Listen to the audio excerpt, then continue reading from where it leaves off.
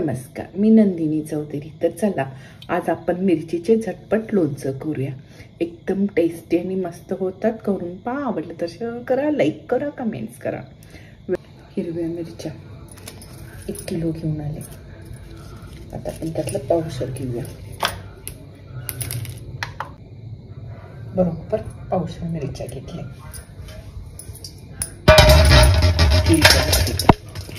पावशेर मिरच्याचं लोणचं दाखवते।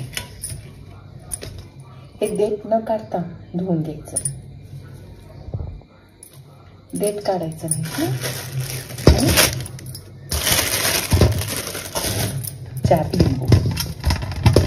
4 लिंबू आणि पावशेर मिरची। आता स्वच्छ धुवून घेऊया। देठ न काढता स्वच्छ धुवून घ्यायचं।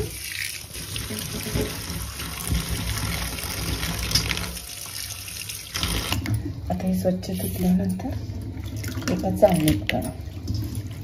आता असं 15 मिनिट ठेवूयात, त्यातलं सगळं पाणी गळू दे।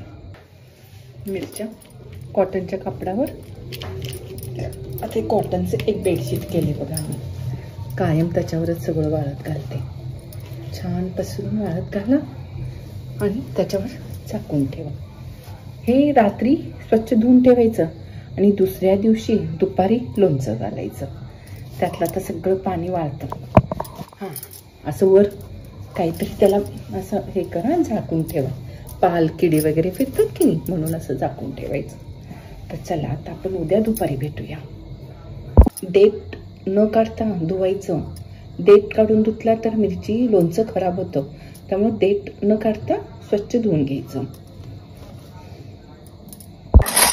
मिरच्या दुपारी स्वच्छ धुतले आणि पाण्यातनं हे देठ न काढता धुवायचे।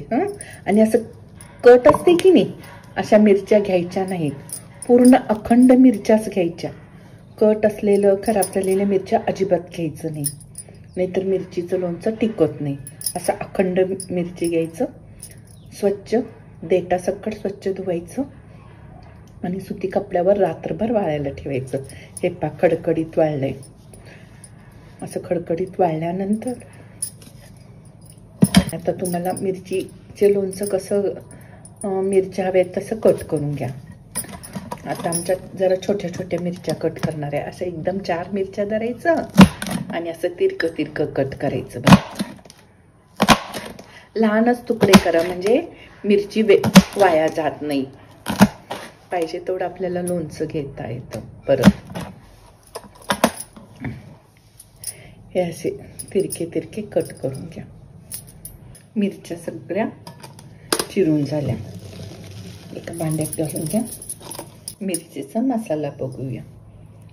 1/4 टीस्पून मेथी, 1/4 कप मोहरीची डाळ, 2 टेबलस्पून बडीशोप, 1 टेबलस्पून जिरे, मीठ 4 ते 5 टेबलस्पून मीठ, हळद 1 टीस्पून म्हणजे एक लहान चमचाने हळद, आणि हिंग पावडर 1/2 टीस्पून, 1/4 टीस्पून मेथी आणि मोठे 3 लिंबू आणि पावशेर मिरची कट करून घेतली। तर चला आता आपण पहिल्यांदा मसाला भाजून घेऊया।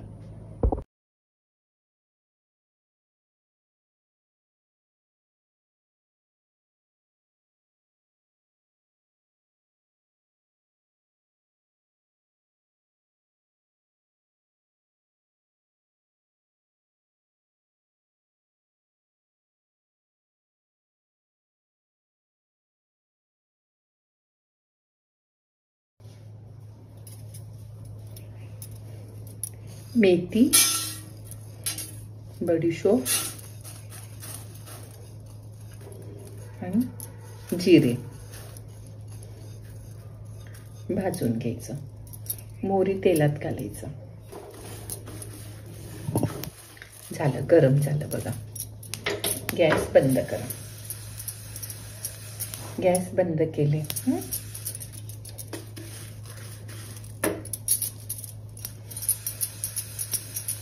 आता आपण हे गार झाल्यानंतर मिक्सरला फिरवून घेऊया। हिंग पावडर, हाफ टेबल स्पून हिंग पावडर घातले आणि 1 टेबलस्पून हळद. गरम भांडा आहे की नाही त्याच्यामध्ये चमच्याने असं सपाट घ्यायचं काय मीठ घेताना. 1 2 3 आणि 4 टेबलस्पून मीठ घेतले. गॅस सुरू केले. मीठ फक्त गरम करून घ्यायचं, जास्त नाही भाजायचं. हे आता जिरे वगैरे भाजले की नाही ते झालं. स्टीलचं भांडं असल्यामुळे लगेच गरम झालं बघा. फक्त गरम करायचं. आता हे पण आपण गार करून घेऊया. बडीशेप गार झाला, मिक्सरला फिरवून घेऊया. जास्त भाजायचं नाही काय, जास्त भाजलं ना कडवट चव येतंय. नुसतं गरम करायचं. गार झालं की त्याच्यातच आता तुम्ही मीठ घातलं तरी चालतं.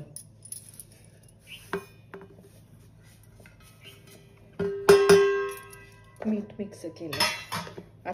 खूप बारीक करायचं नाही, असं भरडा तळायचं.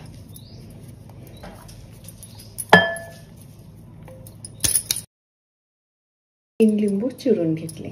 रस भरपूर आहे लिंबूत काय. 3 लिंबू असं पिळून घेऊया. पिळून झाल्यानंतर दाखवते. हे पण भरपूर आहे रस. लिंबू पिळून झालं. आता आपण तेल तापवायला ठेवूया. 1 कप तेल, शेंगदाण्याचं तेल किंवा मोहरीचं तेल घ्या. तेल तापलं, थोडंसं मोहरी घालायचं आहे. पण तेल तापलं, गॅस बंद केले. आता थोडंसं ना कोमट करून घ्यायचं. कोमट झाल्यानंतर हळद, हिंग आणि मोहरी घालायचं. थोडंसं कोमट करून घ्यायचं. 2 मिनिट झालं बघा. घालून बघायचं. थोडं गार झालंय, थोडंसंच गरम आहे. आता त्याच्यामध्ये हिंग पावडर, हळद आणि मोहरी घालायचं.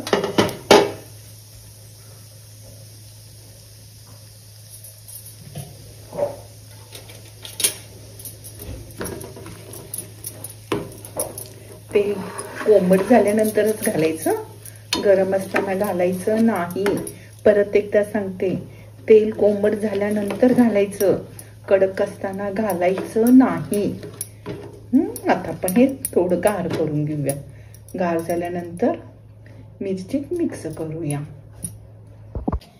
तेल पूर्ण गार झालं. आता हे आपण मिक्स केले की नाही, मिरची घालायचं. मसाला सगळं घालून घेतले. चमचा एकदम स्वच्छ पुसून घेतले. चमचा वाळल्या कपड्याने पुसून घ्यायचं.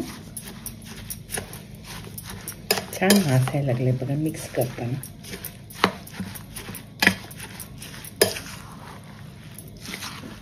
तुम्हाला कलर हवा असेल तर थोडंसं तिखट टाका.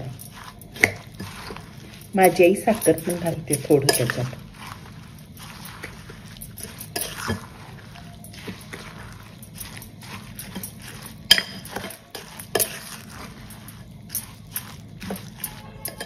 आता एक 4-5 दिवस बाटलीत भरून ठेवायचं आणि 5 दिवसांनी खायला घ्यायचं, म्हणजे छान मुरतं.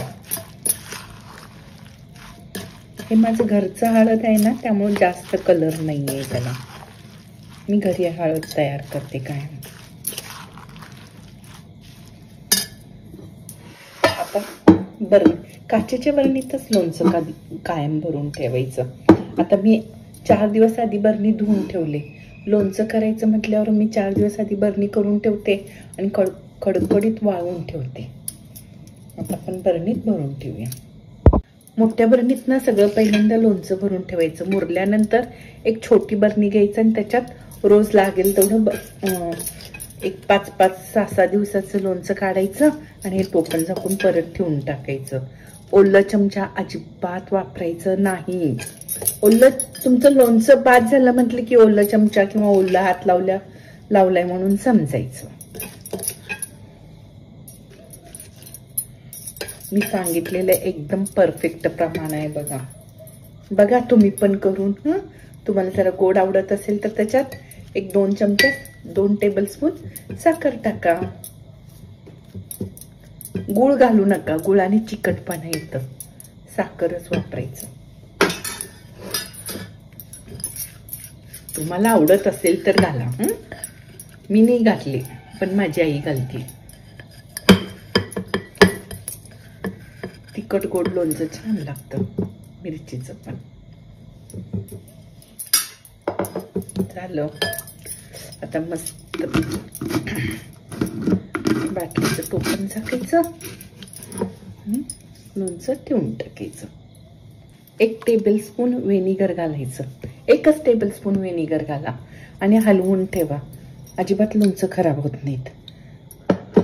असंच पण टिकतं, पण कुणाचं लोणचं टिकत नाही, त्यांच्यासाठी 1 टेबलस्पून व्हिनेगर घाला. फक्त 1 टेबलस्पून घाला, जास्त घालू नका. माझं असंच लोणचं टिकतं, माझ्या हातचं लोणचं टिकतं, त्यामुळे मी नाही घालणार.